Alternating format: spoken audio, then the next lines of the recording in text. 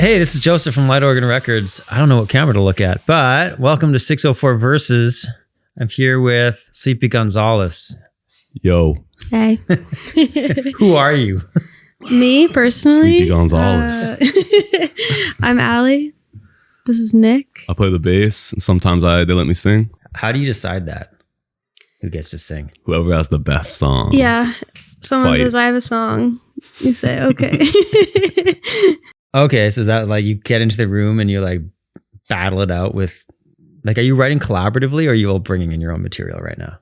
It's both. It's like, I feel like we used to just like play like the songs that like Christian and Ali would like play, or Benny wrote a lot of songs. Okay. Yeah. It wasn't even I'm me. just talking about me, but like now it's like if someone has a song, we'll like jam it and like, like come up with our own parts for it, and then but I think it is both.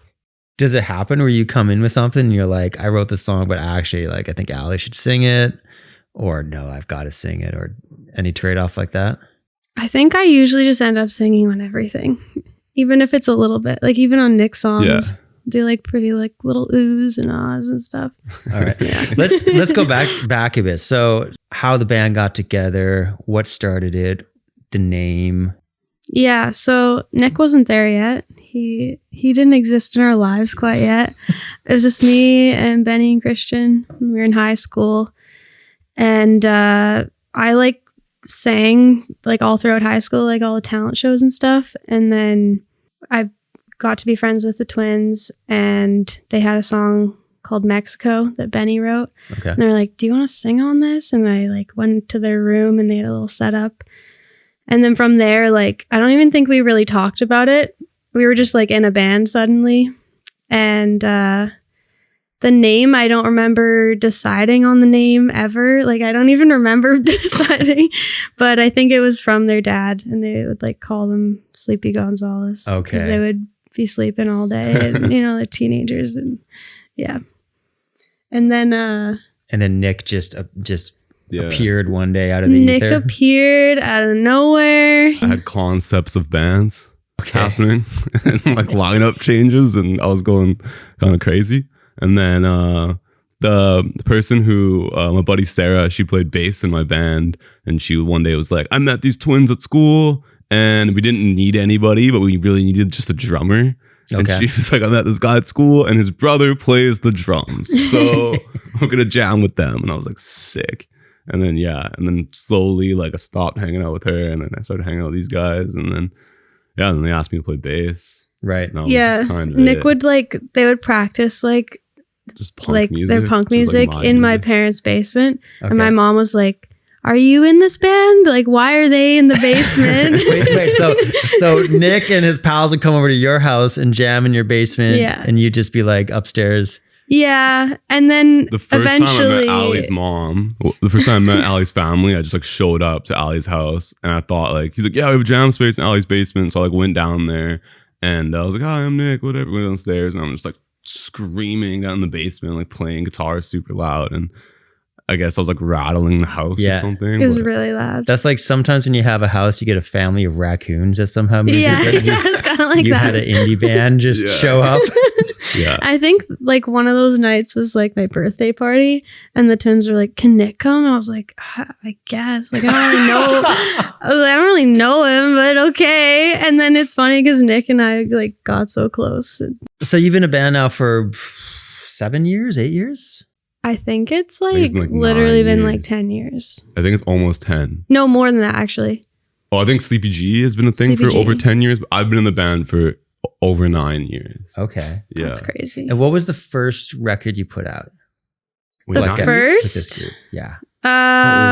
Depends if we count Sunday Morning, but that was like, That's a record? yeah, When was that? Sunday Morning? it was like an EP, I guess. I have but- no idea what this is. Like doesn't know the lore. And then the first like full length was Lover, which we all recorded just on GarageBand, and Okay. yeah, it was like Okay. a little self-produced kind of thing. Right. And how was that? Like, how do you feel now when you go back and listen to that record?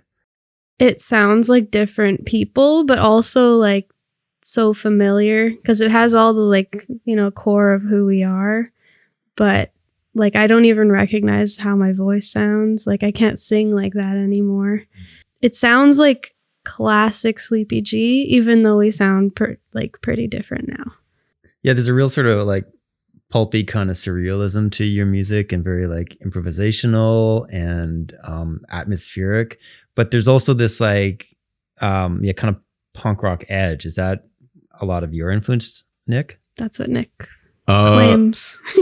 I mean, he made us cool. That's what he said.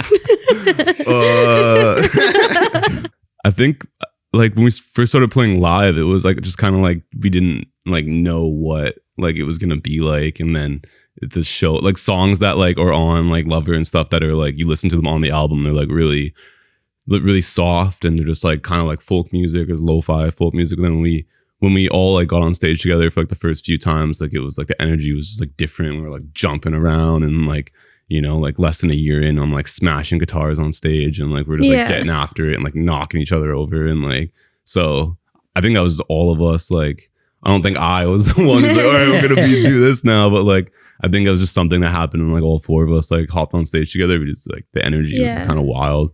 And we hadn't really like played that much live before Nick joined because we like tried to get a bass player a billion times and couldn't lock one in. We played one show where we had like 5 different bass players because there wasn't one person that wanted 5 to different during the same set. Yeah, like, it was a 2-hour set. I went to that show. Yeah, Nick was there. I like watched. I was he like, wasn't one of the there. bass I was like, not playing bass. No, he wasn't I wasn't like jamming with them at that point. Yeah, I took a detour and tried to be a professional wrestler instead of being a musician, and then I stopped hanging out with everybody, and then I came back to music after, and I was like, let me jam with you guys.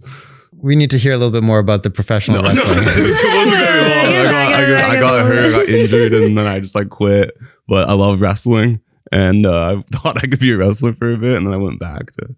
Okay, because I was going to comment on your live show is like really, really energetic and visceral, and like I think the last time I saw you play, I look over and Benny is holding his drumstick like in the middle of a stick and basically just punching his cymbal. And it's like chaos. You mentioned like smashing guitars. So I guess the question is, when will you finally marry the chaos of your live set with professional wrestling? I've been trying to do that, man. I want to do a music video with like wrestling so badly. Yeah, he's brought this up multiple times. I want to like wrestle somebody in a ring for the music video. I don't even care what song it is.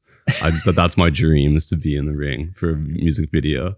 Do you have a signature move? Yeah. Oh my God, dude. So I was the only person to do this at the camp I was at, but I jumped off the top rope and did like a sideways flip and landed and did like an elbow drop on the mat. It was awesome. And the guy was like, never do that again, because it was like low ceilings and stuff. And I was like, I have an idea for a move. I feel like Sleepy Gonzales would also be a sweet name for a signature wrestling move. I think so That's too. I think so too. Yeah. You'll have to fight Benny for that one though. We could work on something. He wants his name to be Sleepy Gonzales. Me and Benny could be a tag team. Yeah. We're luchadors. Okay. Yeah. So Nick sees the show with 5 bass players. He's like, this, I can take all those, and crushes them, and now he's in the band. Yeah. What's the next piece of the puzzle for you? What did we do? We played shows like every weekend, like 3 days a week. Oh wow. Practice what kinds of shows were you playing? Everywhere. Like house parties? Anything, yeah. Like anything. Played for like 3 people at Lana Lou's on a Wednesday. Like we did everything that we could. Like 333, Static Jupiter, like those venues that don't exist anymore. And we did practice Monday to Friday. And if we didn't have a show on Saturday, but we usually did, we'd practice on the weekend too. And the weekend practices would be like 6 hours sometimes. Sure. Just all day long. And Thursday, Friday, Saturday, Sunday shows for like 2 years, 3 years, just nonstop. And then I want to like give a lot of the credit to like us like getting anywhere to like Lucky Charms, I think. I don't want to say like that was it, but like when Lucky Charms came out, it was like, people I didn't know were like covering it and stuff like that. That was really cool. And like we started playing like bigger shows, I guess. We went on tour. We did like a little tour. Yeah, we used to go. Yeah. Oh, what was the first tour like? It was fun. It was really fun. Like we played for like 3 people a show, probably. Some shows were bangers. Some shows were duds for sure. Our buddies came with us, so it was really fun. Yeah. We like tagged along. We went. We went to like the sand dunes. Where was that? That wasn't me. You didn't go to that? That was before. That was when you guys okay, went to. wait, I'm getting mixed up. Oh, in Saskatchewan. No, in Like Oregon. Oregon. In Oregon. Oh, Oregon, Yeah, okay. yeah. We went on a tour, playing songs for like Dana and stuff and Lucky Charms. We didn't have anything else coming out yet, right? Yeah, we didn't have. It was just like we took the truck and we like went down the coast, like back and forth with our buddies. And then that tour was kind of like just to like get like a taste of like what we're actually doing. And then did we go another tour after that, or was like we went with Backseat after? Yeah, it was that one, and then Yeah, we went on like a little like Backseat. tour with just us and like had a great time. It was a blast. Just like drink tickets and like random motels and stuff like that. And like it was really fun, man. I was like stoked to just like do that. Like I can't believe like me and my friends are riding down, like doing all this crazy together. And then then we played with the Backseat Lovers from Utah, from Salt Lake City. They came to Avant Garden and they like asked if we could play with them. Oh, that little place in Vancouver. Yeah. we back met in the them day. there. Yeah. And we, I was showed them like, around. it was like a Wednesday or Thursday. And I was like, I don't want to play a Thursday. Like, it's Yeah, we stupid almost as didn't do hell. it. Like, and then we played the show. It was packed and it was awesome. And then like half a year later, they like invited us on their tour. And that tour was insane because it was just like sold out shows and like clubs and like House of Blues and like all those crazy places. And that was awesome too, because I was just like insane every night, like rock and roll. Yeah, we felt like rock stars. yeah, that was we got spoiled. We show up, we're like full crowd. Yeah. Like we just show you just up walk every on day. stage and people are like, yeah, you don't They don't even even do know who we anything are. yet. Like, wow, it's Yeah. great. Well, you don't even have to play. Yeah, But yeah, that was awesome. it was like 2 months long. Yeah, it felt like all summer, but it was good. And then we went on another tour after that, and that was awesome. Yeah, I don't know. How did that change you, like as a band, in terms of your friendships and your relationship creatively and personally? The touring? Yeah, getting into that part of being in a band. It Yeah. can go either way. Yeah, I think like we always spent a lot of time together, but that was like a new level of like your house is the van and like you have no time to yourself pretty much. So just like being extra patient or you like go crazy. Relying on each other, like Yeah. blindly relying on each other. Like Benny knows I have to do this thing at like 5 o'clock, and like we haven't talked all day because like we're running around. But like there's like the trust and stuff, and like after a while, like pulling up to the venue and like unloading, sound check, like you don't even have to talk to each other, kind of thing. Everyone just knows like what the mission is, and like so I feel like like there's parts of it where you're like, oh, I hate this person, like we're in the van with this person all day, pisses me off, like whatever. And then there's the other part of it where it's like 100% like trust, and like, you know, like if something happens, like I got this person's back 1,000%. Like it's like family. You just spend so much time. We lived together too before we went on tour in the van. We like lived in a house together. So it wasn't that like we already spent like every day together already. So it wasn't like a big deal to be in the van. It was different because we're like all like 2 feet away from each other.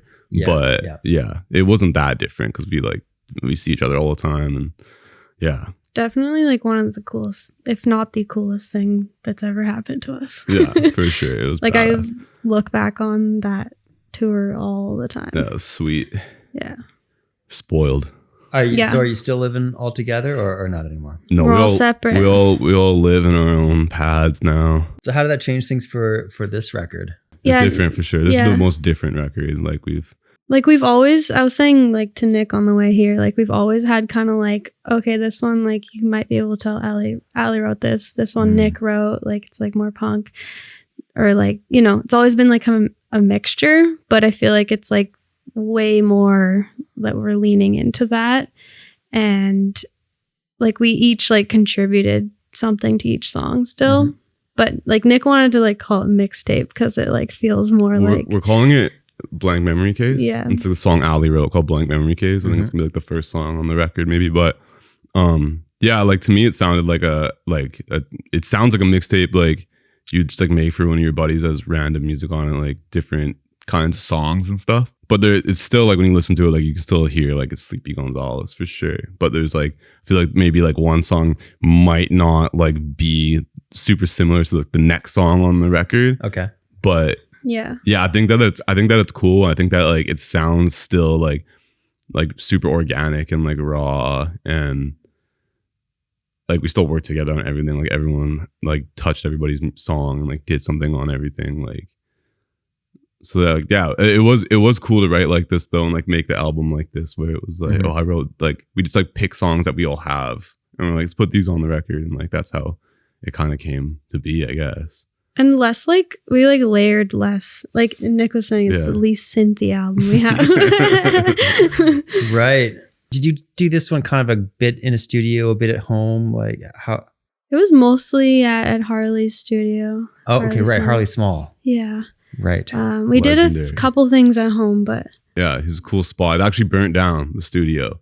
Oh, I heard about that. And we have the only album ever recorded in that studio. Yeah, we burnt it. We burnt it down. He was in the Dayton Boots building. Yeah. Yeah. Right. Yeah. So it didn't burn down, but it like total the water smoke, destroyed the whole studio. Yeah. Yeah. Harley sent us the files and was like, just so you guys know, this is the only album ever made in the We're studio. like, that's kind of sick, but I'm sorry. That's awesome, but wow, not great for the studio. Not. Yeah. It kind of sucks. So when you kind of think about this record and like going back to Lover, like, do you see, is there a thread kind of that carries through all the music you've written and recorded, and something that kind of connects you to that first record, to the one you've just finished? Yeah, like I feel like our music has always been really lyric based. And so that hasn't changed from Lover to now.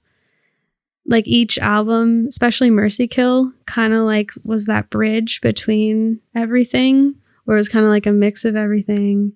And then this one is like full out, total mix of all of us. I feel like our music's always kind of been like this ADHD kind of like throwing paint on the wall and like coming up with like, so I feel like this album, like I think this album sounds like really good. Like I think it's the most different thing we've done, because usually like we all sit and together and like we'll all be like, what are you doing there, what are you like? But like this one's like, this is my song, this is what we're gonna play. Like this is like, everyone's still coming with their own parts, but it's very like songs were like written like before. So, yeah. And you've also always been really connected to the visual parts of the band as well, like from the album art to photos to videos. And do you have thoughts about that part of this album? Are there themes or things you're looking at doing for this record visually? Well, Nick wants to do his wrestling music video. What song would that be for? It doesn't matter. I was revisiting the video for a Couch song the other day. Yeah, and I was like, this is like an awesome video. There's some great shots. Yeah. It got put up bouncy in a castle bit and like, what is it? What would it? Like a film. A music video film festival. Yeah. No kidding. It was like nominated for like one of the Toronto. top ones or Did something. it win? I don't know. I don't think it's happened won. yet. It won. It won. We have an I think award at got home. first. It's sick. Yeah, it's a good one. Yeah, that was a good video. That was cool. The worst part was everyone was like jumping on my bed, and I was like, ugh. oh yeah. Yeah, we're like, what if we all fell backwards on Nick's bed? Because I was the like, only no, made bed in no. the house. My bed was made nicely, it's clean. I mean, I will share as well. We actually, I think I maybe wrote you about this. We got in, not in trouble, but Factor wrote us because I think the freaking out video maybe had some like Murdery? violence or something. A bit of murder so like vibes. usually they're like always after us, like you have to put Factor on everything, and they call us like, take it off. I'm like, wow, this never happened before. It was just wine and cocoa powder. It wasn't real blood. Nobody was harmed in the But making of the video. for that video, we rented an Airbnb, and I go upstairs. The toilet seat cover is ripped off. There's what looks like blood all over the bathroom, and I'm like, guys, we're renting this place. Well, the guys like beat the out of each other. Christian and Benny were like wrestling each other, like dragging each other around then the we bathroom. watched the footage. We're like, oh my There's god, blood everywhere. Honestly, when I watched the video, I was like, oh god. Like, I was that kind of like, we got something out I in love that that kind of video. shit, like all the horror movie stuff, whatever. But like, I was like, this is a little. I was like kind of worried. Well, yeah, it was cool. That was really fun though. Like, It was we went to fun. an Airbnb and like had all our friends over for dinner and stuff, and just like shot Yeah. the video. And I used a lot of those shots, like just random like 3-second shots for like my video I made for Destroyer that was on Mercy Kill, and it was just like little like clips throughout like the process that I used to like put that together. But yeah, that was great. That was funny. Factor, we're sorry. Please Sorry still give for us the money. art. I'm sorry. Please give us money. And so do you like hoping to do similar things with this record, really involved? Or are there Yeah. directors that you think you want to work with or anything like that you've thought about? We've been talking about videos. I've been talking to like the twins' brother, actually, Blake. He does a head full of rocks. That's his thing. He does like theater and stuff. And he like crochets like costumes and all this crazy shit. Wow. I recently saw his play. So I like we have a song on the new record called Creepin'. It's like a little weirder song, I guess. But like I thought like having like a weird horror movie kind of vibe to that like video, and like maybe having him like do some like crochet like monster like, but that's just an idea. I don't really Yeah. Less bloody. Yeah, no more. We don't do the blood as much unless we do a Scary, wrestling right? video. Then we're gonna do the blood.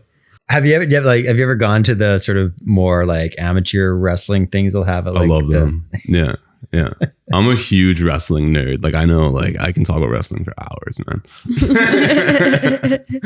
I used to go to the thing, and they would like let the little kids like run in the ring before the show. And I would get my dad to like take me early so I could like run around and like beat up other kids. I've never been to see wrestling. Me neither. Yeah. We should I would go. We should go. They do it at the what's that place? They do it The at Wise Hall. Oh, the Wise Hall. The Wise Hall, right. and it's like $10, $15.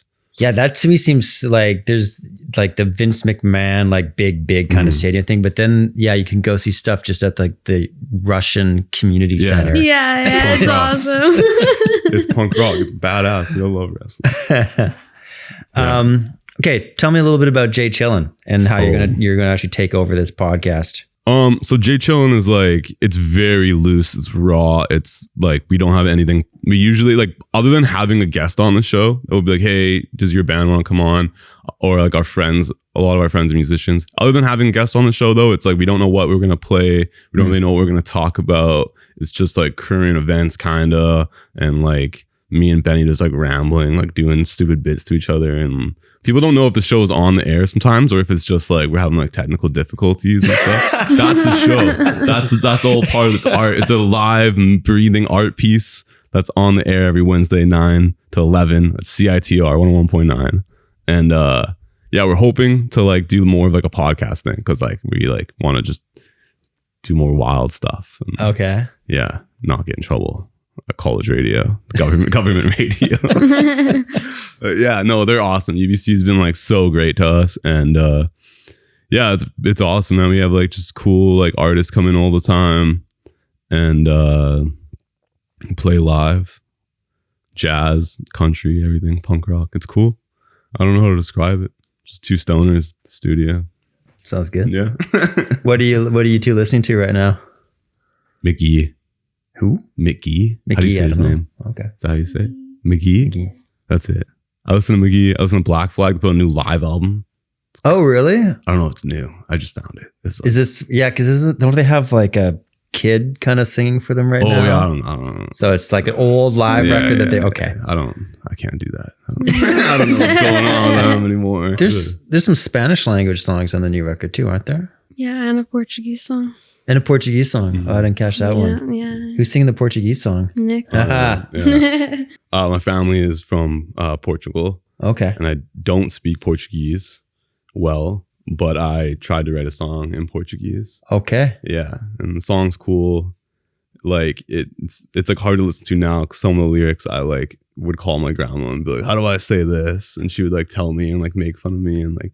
But then she passed away, and now I have this song that I have to listen to a bunch of times now. So it's kind of. No, I'm sorry. But it's a good song, so I'm glad that it exists. But yeah, it means a lot to me. But it's like, it was like one of the songs that's like, it's such an old song, but I was like, it has to be like exactly how I like want it to be. Otherwise I can't put it out. So shout out Harley, man. for helping me find it. And It's like the most relaxing song on the whole album. yeah, it's really smooth. Got like seagulls. There were like seagulls in the skylight, the Oh, whole okay. records. They're Yeah. kind of like Sounds dispersed like you're throughout at the it. beach. But that one, you're at the beach, yeah. Yeah, there's like a wave at the end. Whoosh. Yeah. And an accordion, because it wouldn't be a Portuguese song if there was no accordion. I wouldn't have it. Yeah.